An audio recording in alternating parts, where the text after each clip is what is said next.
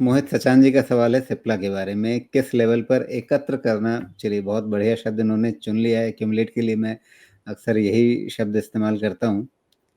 Accumulate करने के लिए, एकत्र करने के लिए क्या ये ठीक जगह है अभी, या यहाँ नहीं तो फिर किन स्तरों को आगे के लिए ध्यान में रखें और कम से कम 5 साल के लिए लेकर के बैठना चाहते हैं निश्चिंत होकर के?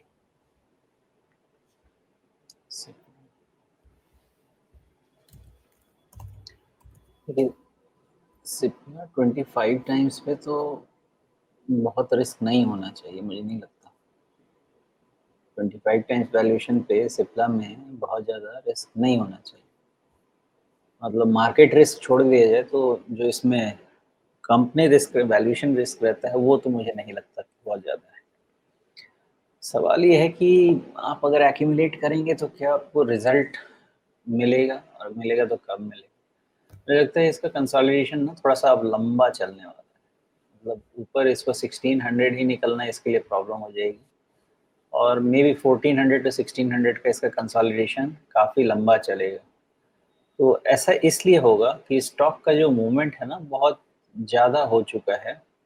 मतलब आप देखें तो अगर हम इसको लेटेस्ट ले लें 2023 से ही मूवमेंट इसका, तो आपका ₹850 का चीज़ डबल होके ₹1700 हो गया है इतनी जल्दी, और वो भी लार्ज कैप वाला। तो इसका पॉज़ लेना तो अ, सही है, होना भी चाहिए वो। अब सिप्ला पोर्टफ़ोलियो स्टॉक हमेशा रहता है, रहेगा। पॉइंट ये है कि इतना चलने के बाद आपका रिटर्न एक्सपेक्टेशन यही है कि थोड़ा मॉडरेट हो जाना चाहिए, मे बी अंडर परफॉर्मेंस थोड़ा-सा रहेगा पोर्टफ़ोलियो में, ये पॉसिबल है। बट ये हमेशा ये स्टॉक जो है, आपका पोर्टफ़ोलियो स्टॉक ही बनता है।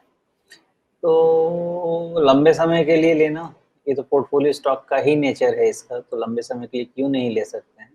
लेकिन फ़िलहाल है कि मुझे लगता है कि 1600 और 1400 के रेंज में थोड़ा इसको टाइम पास करना चाहिए।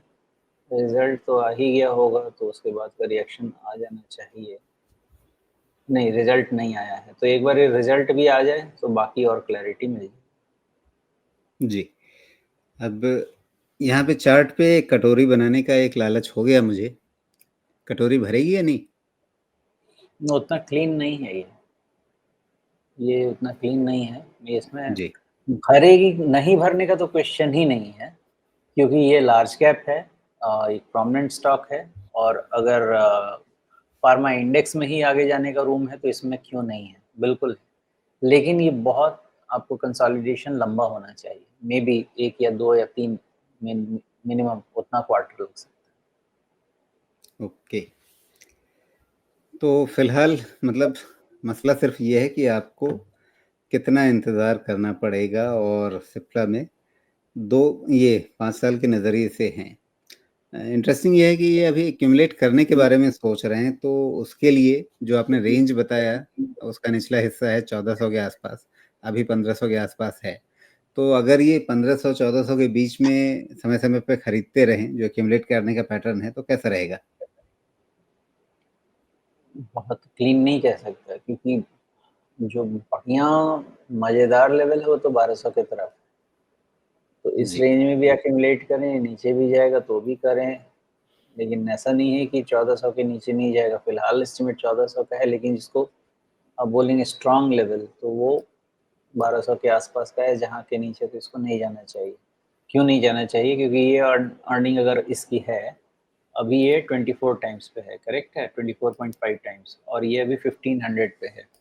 तो 300 बाई 1500, सो रफली मुझे मिला 20%।